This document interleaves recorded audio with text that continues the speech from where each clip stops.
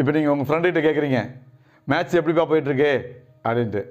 இது வரையிலும் நல்லா தான் போயிட்டுருக்கு அப்படிங்கிறார். அதை எப்படி சொல்லுவார்? இதுவரையிலும் சோஃபார். எப்படி சொல்லணும்? சோஃபார். இதுவரையிலும் எல்லாம் நல்லா தான் போயிட்டுருக்கு.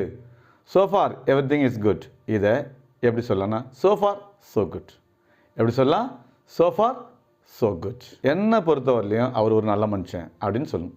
இது எப்படி சொல்கிறது? அவர் ஒரு நல்ல மனுஷன், அதை சொல்லிடுவீங்க. ஓகேவா? என்னை பொறுத்தவரையிலும் அது எப்படி சொல்கிறது? As for as I am concerned. எப்படி சொல்லணும்? As for as I am concerned. As per my knowledge அப்படின்னு நம்ம சொல்லலாம். அதை தவிர இதை தவிர அப்படின்னு சொல்லணும். அது எப்படி சொல்கிறது? Apart from that. என்ன சொல்லணும்? Apart from that. என்னை தவிர இந்த ஆஃபீஸில் யாரும் இல்லை அப்படின்னு சொல்லணும். Apart from me there is no one in the office.